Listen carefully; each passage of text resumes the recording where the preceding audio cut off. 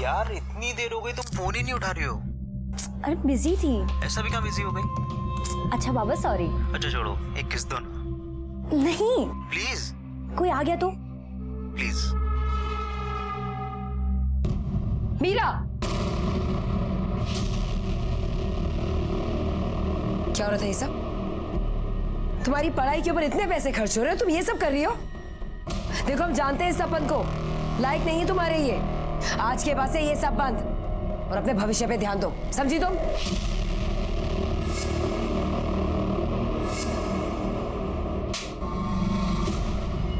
बच्ची है हमारी बहन, दूर रहे उससे वरना ठीक नहीं होगा।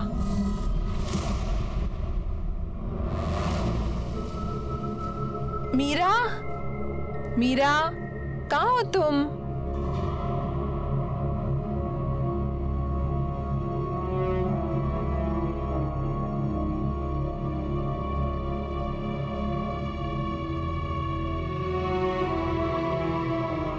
मीरा, हम कभी तुम्हारा बुरा नहीं चाहेंगे।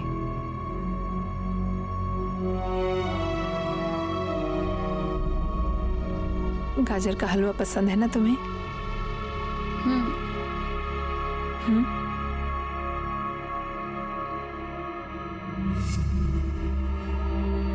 चींटी का जब पर निकल आता है ना, उसको टुकड़ा टुकड़ा कुतर देना चाहिए।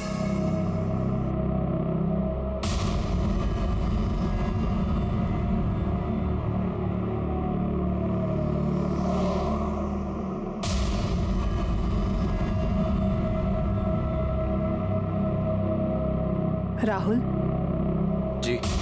हमको लगता है हमारा कोई पीछा कर रहा है। कौन? जरा देखना तो।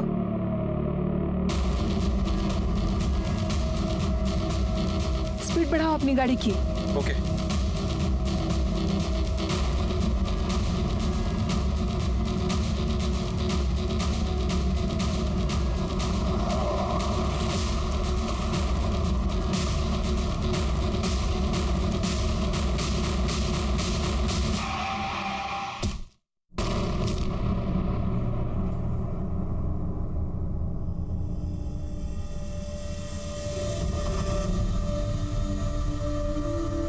हमारी बहन निर्मला एक जानी मानी वकील थी। उसने ना कभी गलत के आगे झुकना सीखा था और ना कभी हार मानना। बहुत बड़े बड़े लोगों के खिलाफ वो केस लड़ी बिना अंजाम की परवाह किए हुए, और एक लड़ाई तो वो अपने घर में भी लड़ रही थी। दी जितनी ज्यादा अपने काम की इज्जत करती थी, उतना ही ज्यादा अपने परिवार से प्यार। वो हर चीज बहुत ईमानदारी से करती थी और शायद इस ईमानदारी की वजह से उनकी जान ले ली गई। आइए sir. Sir hit and run का केस लगता है। सर 2 लोग स्कूटर से जा रहे थे, कोई गाड़ी पीछे से ठोक कर गए। सर 2 लोग थे। लड़की की उम्र 33 से 38 साल थी और लड़का 31 से 32 साल का है। जो लोग यहाँ से निकल रहे थे, इन दोनों ने हॉस्पिटल पहुँचाया। रोड काफी सुनसान रहता है, इसलिए किसी ने कुछ देखा नहीं कि एक्सीडेंट किसने किया है। पता लगा ये लोग कौन थे, कहाँ रहते थे? हाँ सर, लड़की का नाम निर्मला है, पेशे से वकील थी, और जो लड़का है उसका नाम राहुल है, वो उसका असिस्टेंट। गाड़ी ने स्कूटर को राइट साइड से मारा है और लड़का लेफ्ट में गिरा है और लड़की राइट में। हालांकि दोनों को लेफ्ट में गिरना चाहिए था। और देखो यहाँ ये गाड़ी के टायर के निशान, जिसमें खून के निशान है। अगर गाड़ी ने टक्कर राइट से मारी है तो उसे निकल जाना चाहिए था। ये खून के निशान कैसे है? Right sir. मुझे लगता है ये एक्सीडेंट नहीं, मर्डर है। गाड़ी कौन चला रहा था? सर लोगों ने बताया कि असिस्टेंट राहुल चला रहा था, लेकिन अभी वो बेहोश है। हॉस्पिटल में इन्फॉर्म करो कि जैसे उसे होश है हमें इन्फॉर्म करें, उसका स्टेटमेंट लेना है। और हाँ, घर वालों को इन्फॉर्म करो, लड़की के भी और लड़के के भी। निर्मला, निर्मला, अभी कोई एक्सीडेंट का केस आया था। हाँ, एक केस आया तो है। वो कौन से रूम में है? लड़का आईसीयू में है। और डॉक्टर साहब मेरी बच्ची वो कहाँ है? हम उसे बचा नहीं पाए।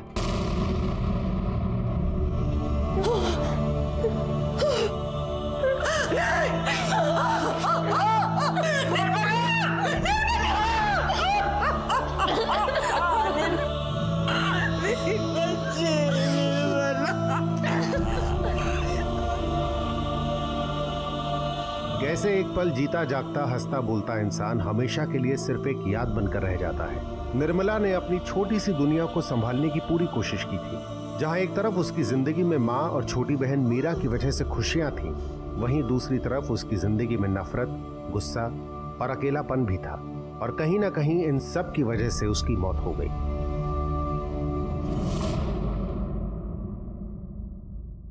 हमें शक है कि ये एक्सीडेंट नहीं मर्डर है और इसके पीछे। सर हम पक्के से कह सकते हैं कि ये मर्डर ही है। उसने ही हमारी दीदी को मारा है। किसने? प्रबल, हमारी जीजाजी, हमारी मंजली बहन सुमन के पति। खुद निठेले हमारे घर पर ही पड़े रहते हैं और घर के बंटवारे के लिए उन्होंने हाय तौबा मचा रखी है। जमीन माँ की है लेकिन घर तो दीदी ने बनाया था ना, अपने पैसों से। इसलिए दीदी नहीं चाहती थी कि इसका बंटवारा हो, इसलिए उन्होंने दीदी को रास्ते से हटा दिया।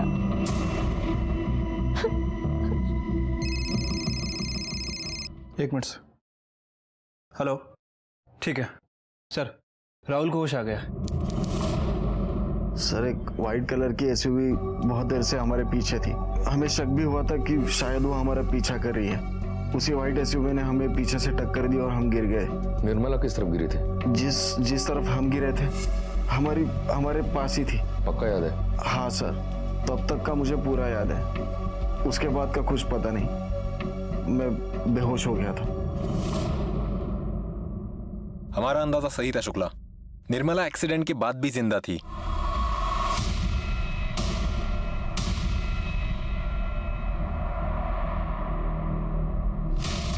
वो मदद के लिए उठी होगी और अपने स्कूटर के राइट साइड में आई होगी, और तभी जो आगे चली गई गाड़ी, उसने रोका, उसे देखा, वो रिवर्स में आई,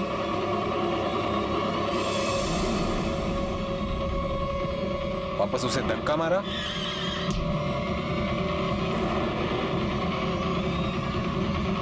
और उसे कुचल कर निकल गई।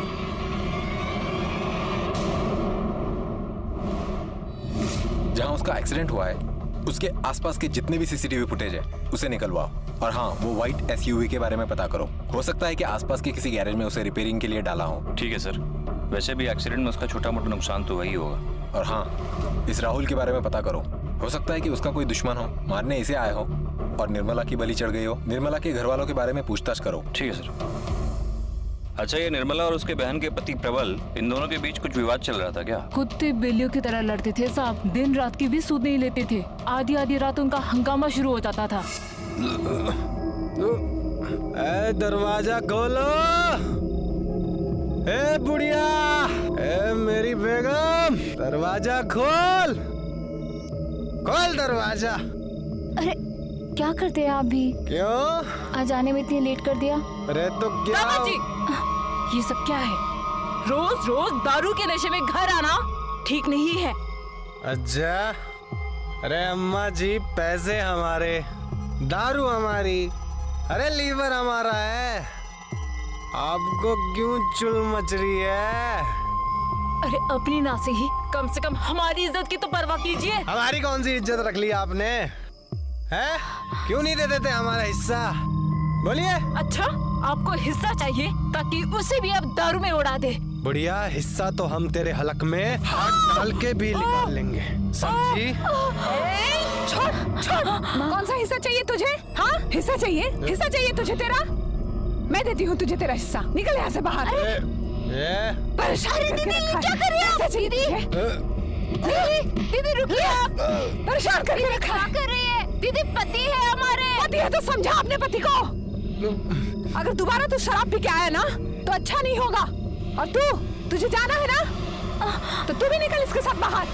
ए वकीलनी, ये तूने बहुत गलत किया है, तू पछताएगी अब। चल जा। मैं देखता हूँ।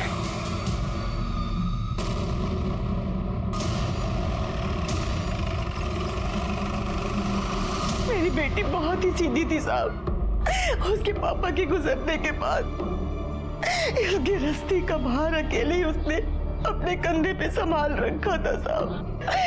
और ये प्लॉट उसके पापा ने हमारे नाम पे खरीदा था। और निर्मला ने एक एक पैसे जोड़ जोड़ कर इस घर को बनाया। खुद वकील बनी, दोनों बहनों को पढ़ाया यहाँ तक के सुमन की शादी भी उसी ने कराई साहब। लेकिन प्रबल को परखने में उससे चूक हो गई साहब। वो एक नंबर का कमीना निकला साहब।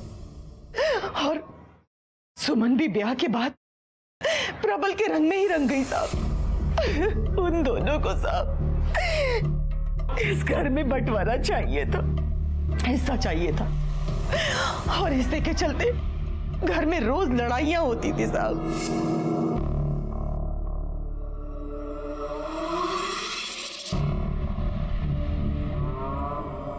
माँ, हाँ जरा इन पेपर्स पे अंगूठा लगा दीजिए। क्या है बेटा ये?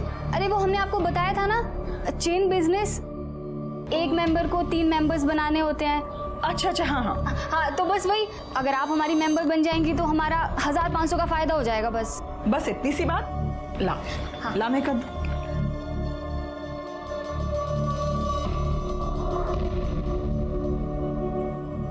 माँ, क्या है ये?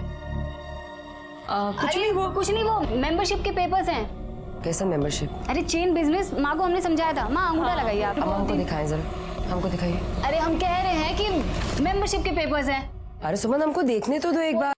हाँ तो हम बाद में करवा लेंगे। हमने कहा पेपर दिखाओ। पति आई।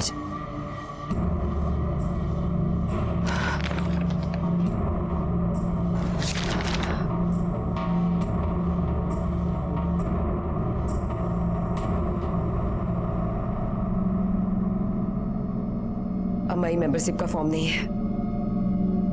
ये पेपर हमारे घर के हैं। शर्म नहीं आता ना तुमको? हाँ, इस हद तक गिर जाओगी तुम? जब सीधी उंगली से घी नहीं निकलेगा तो उंगली टेढ़ी करनी पड़ेगी। समझ। लेकिन हम जानते थे कि अगर इस घर का बंटवारा हुआ तो प्रबल सुमन का हिस्सा भी बेचकर दारू में उड़ा देगा साहब। इसलिए हमारी निर्मला घर में बंटवारा नहीं करना चाहती थी। तो आपको लगता है कि आपके दामाद ने निर्मला को? साहब, वो एक नंबर का कमीना है। वो अपने स्वार्थ के लिए किसी भी हद तक गिर सकता है साहब, किसी भी हद तक गिर सकता है।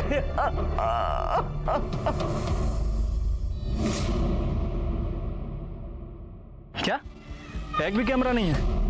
ठीक है, तुम अपनी टीम को बोलो कि आगे जाके पूछताछ करें, शायद किसी ने कुछ देखा हो, और कुछ भी मिलता है तो मैं बताऊं। ठीक है सर, सीसीटीवी फुटेज तो नहीं मिल पाएगी, आसपास कहीं कोई सीसीटीवी कैमरा ही नहीं था, और सर सर्विस रोड पे कोई दुकान भी नहीं है, इसीलिए किसी ने कुछ देखा नहीं है। फिर भी टीम को बोल दिया है आगे पूछताछ के लिए। ये प्रबल बंटवारे को लेकर कुछ ज्यादा ही परेशान हो रहा था। हो सकता है कि निर्मला का मर्डर उसी ने किया हो या फिर करवाया हो। तुम उसके कॉल रिकॉर्ड्स और मोबाइल लोकेशन निकलवाओ, और हाँ, निर्मला की और किसी दुश्मनी थी क्या, यही पता करो। हो सकता है कि उसे कोई और मारना चाहता हो। ठीक है सर। सर, जहाँ एक्सीडेंट हुआ था वहाँ से तकरीबन 4 किलोमीटर दूर एक सीसीटीवी कैमरा था सर, ये उसी का फुटेज है। और सर, इस फुटेज में तकरीबन 15 एसयूवी गाड़ियाँ वहाँ से पास होती दिखी हैं। पता करो इन सारे एसयूवीज के बारे में, और देखो इनमें से किसी एसयूवी का ताल्लुक किसी ऐसे इंसान से हो जिसकी दुश्मनी निर्मला से हो। ठीक है सर। वैसे सर, उस राहुल का भी कुंडली निकाले हैं। वो शहर में अकेला ही रहता है, कुछ दिनों पहले आया है जॉब और पढ़ाई के सिलसिले में, किसी से कोई दुश्मनी नहीं है उसका। और प्रबल? सर, ये प्रबल का फोन ट्रायंगुलेशन रिकॉर्ड है सर। रिकॉर्ड के हिसाब से जिस दिन एक्सीडेंट हुआ इसका लोकेशन वहीं आसपास का ही था। निर्मला के कत्ल के लिए पुलिस को सबसे ज्यादा शक निर्मला की मंझली बहन के पति प्रबल पर था। प्रबल के पास निर्मला की हत्या का मोटिव था, और अब तो पुलिस के हाथ एक बहुत बड़ा सबूत भी लगा था। प्रबल की कॉल लोकेशन के हिसाब से जिस वक्त निर्मला का एक्सीडेंट हुआ उस वक्त प्रबल भी उसी एरिया में था। तो क्या प्रॉपर्टी के लालच में प्रबल ने ही निर्मला की जान ली थी? तू जानता है ना पुलिस वाले बाप होते हैं। साहब, हम पुलिस वालों को बाप से कम मानते भी नहीं है।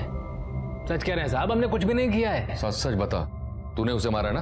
तू धमकी भी दे रहा था उसे, और तूने उसे मारने का मन भी बना लिया था, क्यों? साहब, ये बात सच है कि निर्मला हमें एक आंख निभाती थी, लेकिन इसका मतलब ये थोड़ी हम मुझसे जान से मार देंगे। हम तो सुमन का हिस्सा मांग रहे थे उससे।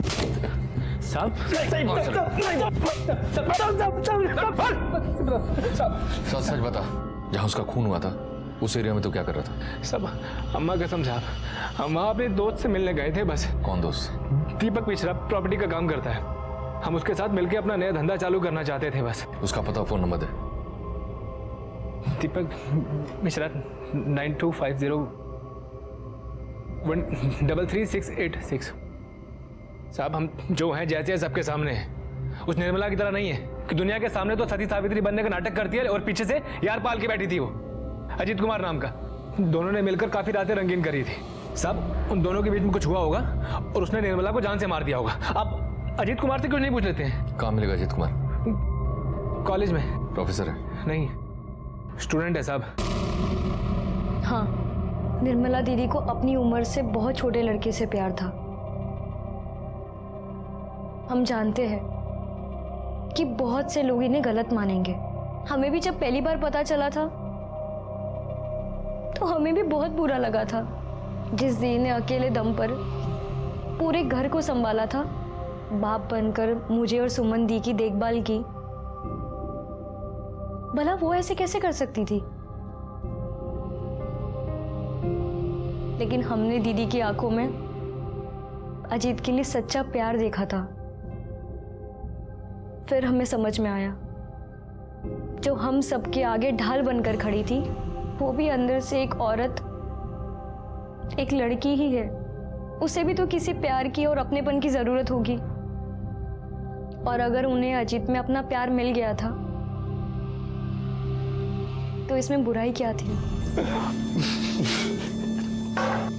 लगता है तेरी निर्मला आई थी आज। साले तू आम खाना गुटली के पीछे काय पड़ा है बे? साले तू सबके ऊपर अपना चाम चलाता है। अच्छा सुन ना, कुछ मुझे भी टिप दे दे यार। अच्छा एक बात बता, वो तुझसे थोड़ी बड़ी नहीं है? अबे साले तेरे भाई के खर्चे भी तो बड़े।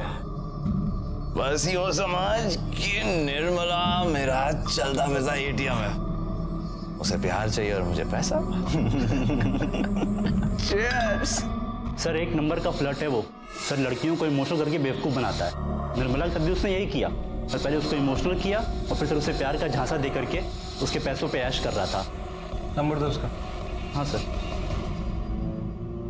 इसका फोन ही नहीं लग रहा है। एक काम करो, इस नंबर को टेक्निकल टीम को भेजो और इस नंबर की लास्ट एक्टिव लोकेशन मुझे बताओ। सर।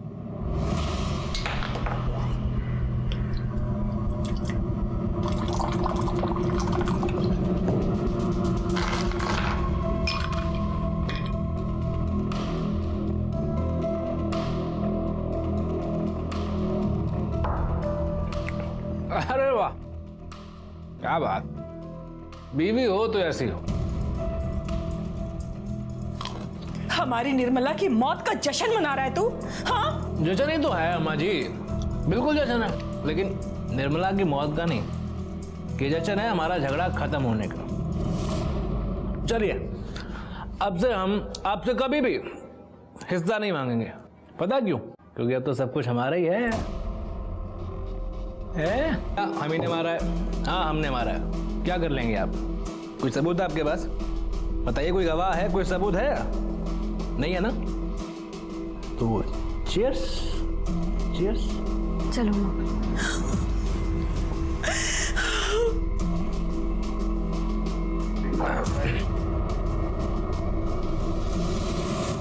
सर, एक लड़की आपसे मिलना चाहती है। सुशीला नाम बता रही है अपना। भेजो। सर मैं सुशीला, निर्मला जी के मर्डर की खबर देखी टीवी पर तो खुद को रोक नहीं पाई। उसी केस के बारे में आपको कुछ बताना चाहती हूँ। बैठिए। सर निर्मला जी नेता विद्युत सिंह के भाई के खिलाफ एक केस लड़ रही थी। कैसा केस? Rape case. आपको कैसे मालूम इस बारे में? सर उस केस की विक्टिम मैं ही थी। विद्युत सिंह का इतना खौफ था सर कि किसी वकील ने मेरा केस नहीं लिया, सबने मना कर दिया।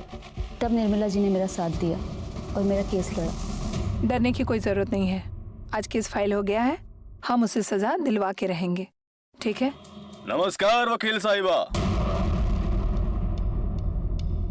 जरा एक मिनट, आपसे कुछ बात करना था हमको। देखिए वकील साहिबा, हमारा भाई जो किया है ना, बहुत गलत किया है। अरे हमको जब पता चला है ना, तो जूता उतार के मारे हैं हम उसको। आप बताओ ना, बेचारी बच्ची का जीवन।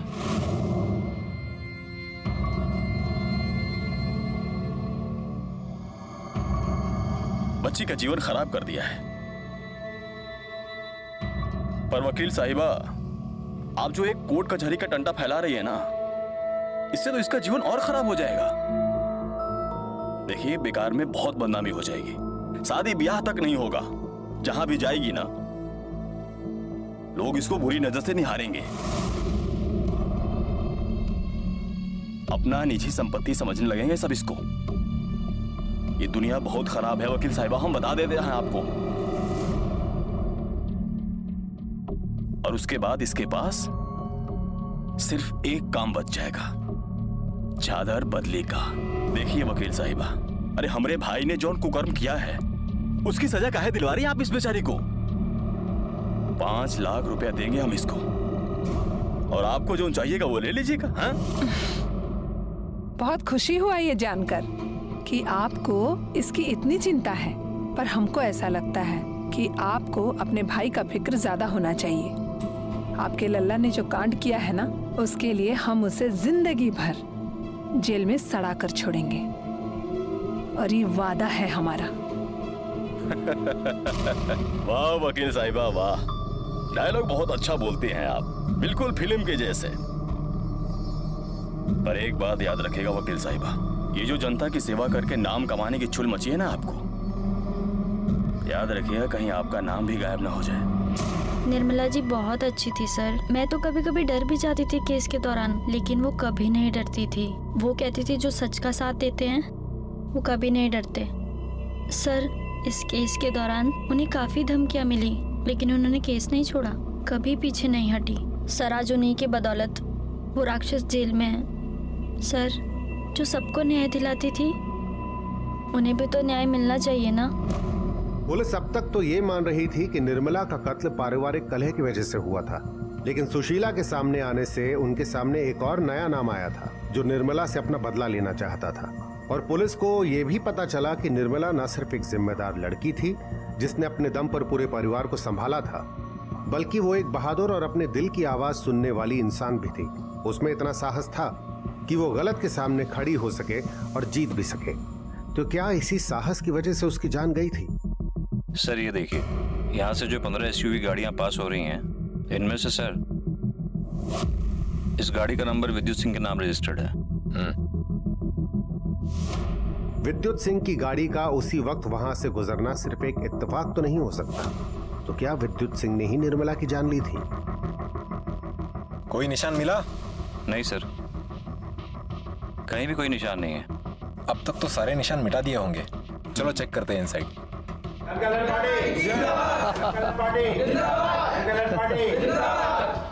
अरे इंस्पेक्टर साहब, आइए बैठिए बैठिए। बताइए क्या आओ भगत करें हम आप लोगों की? आओ भगत छोड़िए नेताजी, ये बताइए आपका और निर्मला का क्या विवाद चल रहा था? लगता है कोई दोषी मिला नहीं आप लोगों को, तो निर्मला की मौत का ठीकरा हमारे सर फोड़ने चले आए। निर्मला ने आपके भाई को अंदर करवाया था ना, बुरा लगा होगा ना आपको? अब हमारे कर्मों की सजा हमारे भाई को मिले तो बुरा तो लगेगा ही ना। हा? मतलब ये इंस्पेक्टर साहब कि हम ठहरे जनता के सेवक, जनता के उत्थान के लिए हमें कुछ भी करना पड़ सकता है, हम करते हैं। इसलिए हमारी छवि खराब करने वालों की कमी नहीं है। लगा दिया इल्जाम हमारे भाई पर निर्मला पर हमें कोई गुस्सा नहीं था। भोली थी बेचारी, उसे नहीं पता था कि जो कर रही है वो गलत कर रही है, पर गलती तो हुई ना, तो दे दी भगवान ने सजा गलती की। भगवान ने? आपने? ये पुलिस की जात भी बहुत अजीब होती है, थोड़ा सा पावर मिला नहीं कि बन गए सिंघम। दरोगा जी, अभी पावर हम हैं, हम। जरा संभल के विद्युत जी। अरे हम तो मजाक कर रहे थे, अब तो फिर सीरियस हो गए, नाराज हो गए। देखिए दरोगा जी, हमने निर्मला को नहीं मारा। अरे हम पागल थोड़े हैं। देखिए चुनाव का माहौल चल रहा है तो हम उसको कैसे मार सकते हैं? हमारा भाई पहले जेल में है, अब उसको मारकर हम जेल में जाके भाई के साथ तंबूरा तो नहीं बजाएंगे ना। देखिए हम ऐसी गलती नहीं कर सकते, और अब आपसे भी दरख्वास्त है कि अपना समय व्यर्थ बर्बाद मत कीजिए। जाइए ढूंढिए असली दोषी को, जाइए। तो आपकी एसयूवी क्या कर रही थी जहां एक्सीडेंट हुआ था? हमारी गाड़ी वहां पर हो ही नहीं सकती, क्योंकि हमारी गाड़ी तो उस दिन गैराज में थी। कौन से गैराज में थी आपकी एसयूवी? अरे कौन से गैराज में तेरे गाड़ी? सर रघु के गैरेज में। इनकी गाड़ी को फोरेंसिक के लिए भेजो।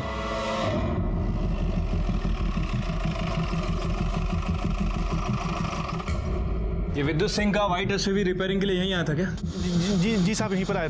कौन सी तारीख को आया था? साहब वो आया था 17 तारीख की सुबह को आया था साहब। और कौन सी तारीख तक था यहाँ पे? साहब वो था 19 तारीख की शाम तक साहब, मैं ही छोड़ के आया था। मतलब 17 तारीख की सुबह से लेके 19 तारीख की शाम तक गाड़ी यहीं था, थोड़े भी समय के लिए यहाँ से हिला नहीं? जी साहब यहीं पर थी। सारी गाड़ियाँ बाहर ही खड़ी रहती हैं साहब, क्योंकि अंदर जगह नहीं है। और साहब आज तक तो कोई गाड़ी हिली नहीं यहाँ पर। जब गाड़ी यहाँ से हिला नहीं तो एक्सीडेंट स्पॉट पर कैसे पहुँचा? झूठ बोल रहा है ना? नहीं सच बोल रहा हूँ साहब, मुझे मारो साहब, हमें नहीं मालूम साहब, हमें माफ कर दीजिए। गाड़ी यहीं पर खड़ी रहती है साहब। कोई ना कोई तो हमारे खिलाफ षड्यंत्र रच रहा है। ये निर्मला हत्याकांड में हमें फंसाने की कोशिश कर रहा है। आपकी बात में तो सिर्फ एक ही का फायदा हो सकता है।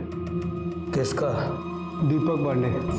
यहाँ आप जेल जाएंगे और वो वहाँ पे कुर्सी करेगा। दीपक पांडे? दीपक पांडे ने निश्चित उस गैराज वाले को पैसे देकर हमारी गाड़ी निकलवाई होगी। ये निर्मला का केस एक गुत्थी बना हुआ है। हो सकता है कि प्रबल ने उसका खून किया हो, क्योंकि वो जानता था कि उसके कई दुश्मन हैं। या फिर ऐसा भी हो सकता है कि विद्युत ने उसे मरवाया। उसकी भी परफेक्ट प्लानिंग थी। उसने एक दिन पहले अपनी गाड़ी गैराज में डाली ताकि उस पर शक ना हो। या फिर वो अजीत, जिसका निर्मला के साथ अफेयर है, हो सकता है कि किया धरा उसका हो, तभी वो फरार है। सर, दीपक पांडे आपसे मिलना चाहते हैं। दीपक पांडे? सर ये तो उसी एरिया का लीडर है जहाँ निर्मला का घर है। हाँ। निर्मला जी हमारी बहुत अच्छी दोस्त थी और हम दावे से कह सकते हैं कि ये सब किसी और का नहीं, उस विद्युत सिंह का काम है। दावे सिर्फ बातों पर नहीं किए जाते। दरोगा जी हमारे पास कुछ सबूत भी है, कुछ रिकॉर्डिंग है, सुनाना चाहते हैं आपको। सुनाइए। अरे मैडम जी, आपके ना पूरे दिन का हिसाब किताब है हमारे पास। आप कहाँ जाती हो, कब जाती हो, क्यों जाती हो। अब ना देखो, ये रोड पर एक्सीडेंट बहुत बढ़ गए हैं। अभी किसी दिन किसी गाड़ी ने तुमको उड़ा दिया तो तुम्हारा केस कौन लड़ेगा? निर्मला ने पुलिस कंप्लेंट भी की थी, लेकिन बाद में ये नंबर और एड्रेस दोनों फर्जी पाए गए। लेकिन हम पक्का यकीन से कह सकते हैं कि विद्युत सिंह निर्मला जी के ऊपर प्रेशर डाल रहा था। निर्मला आपकी बहुत अच्छी दोस्त थी ना, तो मर्डर के दिन से अब तक आप कहाँ थे? पहले क्यों नहीं आए? दरोगा जी, इलेक्शन का टाइम चल रहा है, पार्टी लीडर से मिलने के लिए दिल्ली गए थे, आज ही तो लौटे हैं।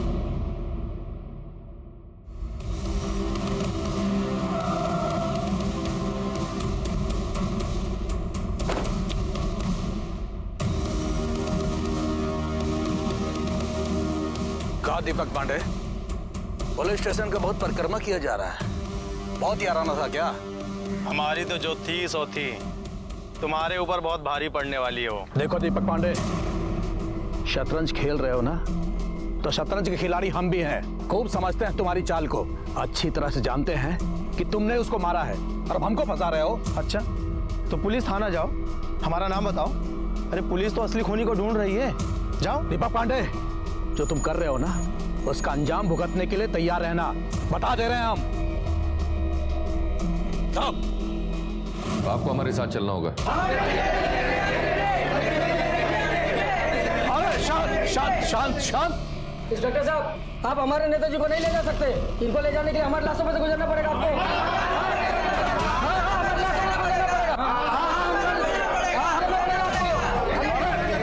शांत शांत शांत। देखिए, आप लोग शांति कायम रखिए और इन लोगों को इनका काम करने दीजिए। हाँ, चलिए। नेताजी जी, चलो चलो, ठीक है। कब तक बैठेंगे हम यहाँ पर? अरे हमारे प्यारे नेताजी को चाय वाय नहीं पिलाई क्या? अरे हाँ, ये लीजिए, चाय पीजिए, आपका गला तर हो जाएगा, तब सच भी बहुत आसानी से निकलेगा। सुना है आपको धमकियां देने का बहुत शौक है, पहले निर्मला जी को दी, फिर उसके बाद दीपक पांडे। महाशय, आप हमारी बात मान नहीं रहे। मानना तो आपको है कि आपने ही निर्मला को मारने की सुपारी दी। अरे कैसी ओछी बात कर रहे हैं आप? देखिए, हमने किसी को कोई सुपारी नहीं दी, निर्मला की हत्या से हमारा कोई सरोकार नहीं है। तो आपकी गाड़ी वहां कैसे पाई गई? उस संदर्भ में हमको कुछ नहीं पता। हमको नहीं पता कि हमारी गाड़ी घटनास्थल पर क्या कर रही थी। हाँ, वो गुस्से में हम 2-4 बात जरूर उसको बोल दिए थे, पर उसको मरवाकर हम जनता में अपनी प्रतिष्ठा और छवि खराब नहीं कर सकते। सर, पड़ोसी से पता चला है कि निर्मला की छोटी बहन मीरा जिसने निर्मला की कंप्लेंट की थी। सर उसका कुछ दिन पहले निर्मला से झगड़ा हुआ था अपने बॉयफ्रेंड को लेकर। हो सकता है इसी ने अपनी बहन का मर्डर किया हो और इल्जाम प्रबल पर लगा रही हो। दी हमारे लिए बहुत ही ज्यादा प्रोटेक्टिव थी, बड़ी बहन से ज्यादा वो मेरी माँ पापा थी। उन्हें हमारा तपन के साथ मिलना जुलना बिल्कुल पसंद नहीं था, और जब उन्हें ये पता चला कि हम दोनों एक दूसरे को पसंद करते हैं तो वो और ज्यादा गुस्सा हो गई। हमें बुरा तो बहुत लगा था, लेकिन हम जानते थे कि दी कभी भी हमारा गलत नहीं सोच सकती थी और ना ही कभी गलत रास्ते पर जाने दे सकती थी। जी दीदी को तपन बिल्कुल पसंद नहीं था। बच्ची है हमारी बहन, दूर रहे उससे वरना ठीक नहीं होगा। ऐसा है मैडम, हम प्यार करते हैं। चुप कर। यही तो परेशानी है। खूब देखा हमने तुम्हारा प्यार, बहुत लड़कियों से प्यार होता है तुमको, हाँ? लेकिन आज के बाद अगर हमारी बहन के आसपास भी नजर आया ना तो उसके बाद तू कहीं नहीं दिखाई देगा, समझा? ये सब जो भी हुआ था तपन ने हमें बताया। ठीक है सर।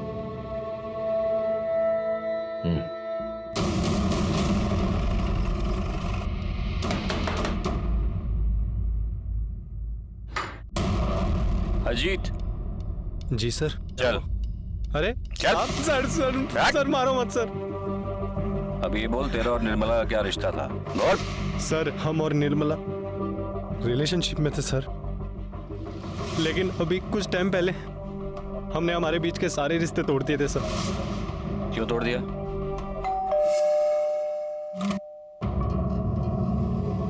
आप यहाँ क्यों आई हैं? आप क्या हो गया है तुम्हें? आजकल कहाँ रहते हो तुम? फोन भी नहीं उठाते हो। सब देखिए तो है ना? हमें आपके साथ कोई रिलेशन नहीं रखना है। कैसी बात कर रहे हो? प्यार करते हैं हम तुमसे। देखिए हमें किसी और से प्यार हो गया, आप जाइए यहाँ से। क्या? किसी और से? मतलब तुम हमारे साथ चीटिंग कर रहे थे? ओ मैडम, काहे की चीटिंग? कौन सा हम साथ फेरे लेके जन्म जन्म के लिए एक होने वाले थे? वैसे भी आप इतनी बड़ी हैं हमसे। देखिए आप अपनी जरूरत पूरी कर रही थी और हम अपनी, बस और कुछ नहीं।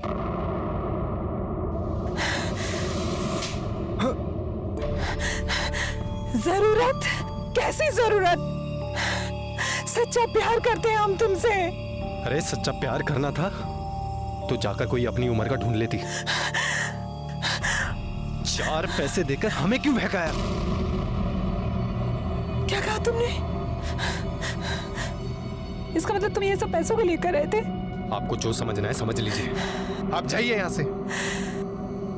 हमें जो समझना था हमने समझ लिया।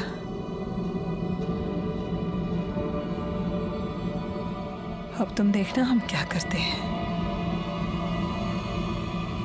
अपनी आगे की पढ़ाई अब पूरी जेल में पूरी करना।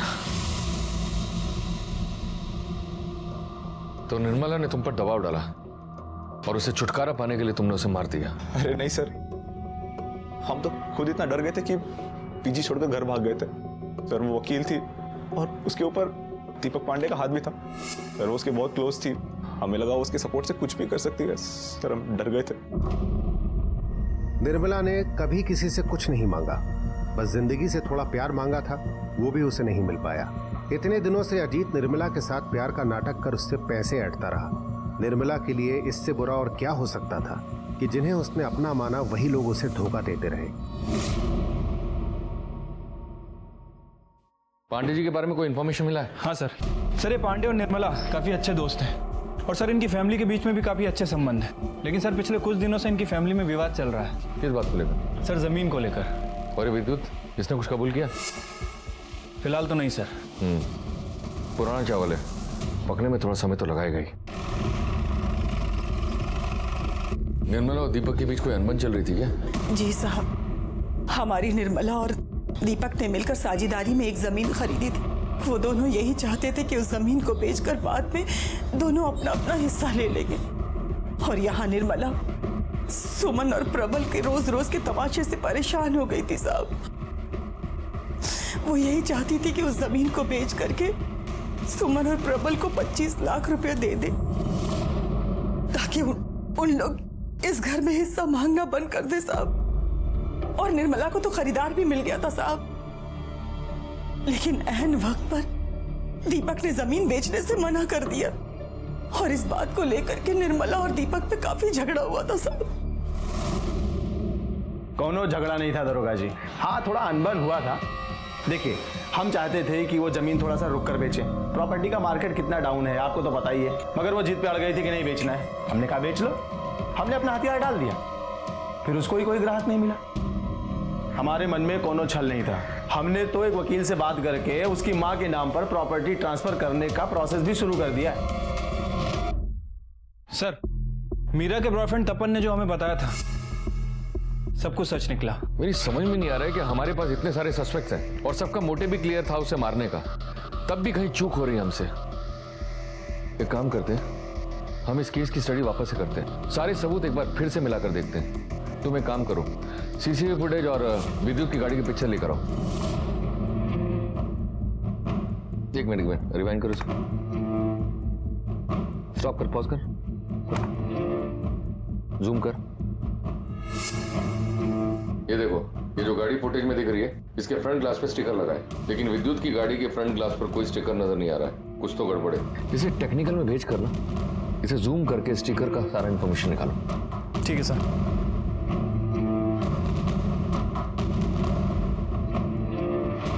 सर, सीसीटीवी फुटेज में जो गाड़ी पे लगा हुआ स्टिकर नजर आ रहा था वो एक ट्रैवल एजेंसी का है।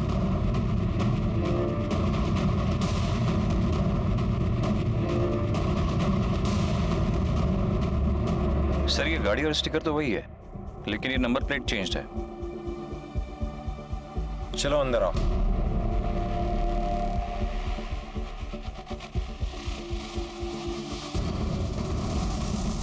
कहिए सर। निर्मला को तुमने अपनी गाड़ी से कुचल दिया, उसके बाद गाड़ी के नंबर प्लेट बदल दिए ताकि तुम पर शक ना जाए। क्यों? कौन निर्मला सर? और मैं क्यों किसी को मारूंगा? मेरा तो टूर एंड ट्रैवल का बिजनेस है। 17 तारीख को 4 से 6 के बीच तुम्हारी ये गाड़ी कहाँ थी? मैंने गाड़ी उसे किराए पर दी थी। किसको दी थी? गोपाल को।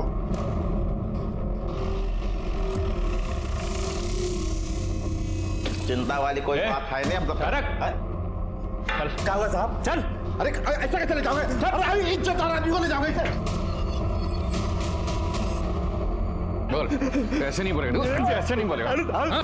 सुपारी किलर है तू, सुपारी किलर है तू, हाँ? सुपारी किलर है, सुपारी किलर है। बोल, सुपारी लेगा तू? सुपारी किलर है तू, हाँ? किसने दी थी तुझे सुपारी निर्मला की? हाँ? किसने दी थी? क्या दुश्मनी थी तेरी निर्मला से? बोल। हम कुछ नहीं जानते साहब, हम किसी को नहीं जानते। तू नहीं जानता है? तू नहीं जानता? तू नहीं जानता है? तू नहीं जानता है? तू नहीं जानता है? उठा इसको। तुम लोग चालू रखो, ये ऐसे नहीं मानेगा। मैं चाय पी के आता हूँ। चल बोल।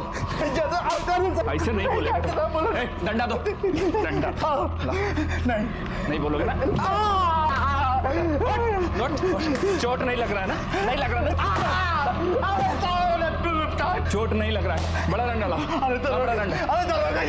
काय निर्दयी बन रहे हैं साहब? बोल, किसने दिया था निर्मला का सुपारी? बोल। बोल। पांडे। कौन पांडे? कौन पांडे? कौन पांडे? दीपक पांडे साहब, दीपक पांडे।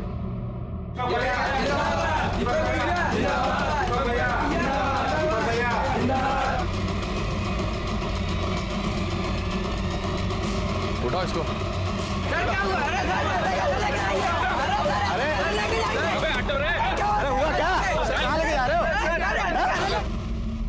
मैंने निर्मला से 25 लाख रुपए उधार लिए थे। वो बार बार मुझसे वो पैसे मांग रही थी। ऊपर से उसका जीजा उसके सर पर बैठा हुआ था बंटवारे के लिए। वो पैसा लेकर उसे देकर छुटकारा पाना चाहती थी, हर रोज के तमाशे से भी। मेरे पास पैसे नहीं थे, इलेक्शन भी नजदीक आ रहा था, मुझे खुद पैसों की जरूरत थी। मैं बहुत टेंशन में था। हम दोनों ने पार्टनरशिप में एक जमीन ली थी। वो चाहती थी कि मैं वो जमीन बेचकर उसे पैसे दे दूं। पैसों की जरूरत है हमें, और चाहे जो भी हो जाए हम ये जमीन बेच के ही रहेंगे। वो जमीन हमने साझेदारी में खरीदी है, समझ गई? उस जमीन पर हमारा भी उतना ही हक है जितना तुम्हारा है। ऊपर से ये विद्युत सिंह के दोबारा इलेक्शन जीतने के चांसेस बहुत ज्यादा बढ़ गए थे। मुझे कुछ समझ में नहीं आ रहा था कि मैं क्या करूं। फिर मैंने एक तीर से 2 निशाने लगाए। गोपाल को निर्मला को मर्डर करने की सुपारी दी। गोपाल ने राकेश से विद्युत सिंह की गाड़ी से मिलती जुलती एक गाड़ी किराए पर ली। उस गाड़ी का नंबर प्लेट बदलकर विद्युत सिंह की गाड़ी का फर्जी नंबर प्लेट लगा दिया।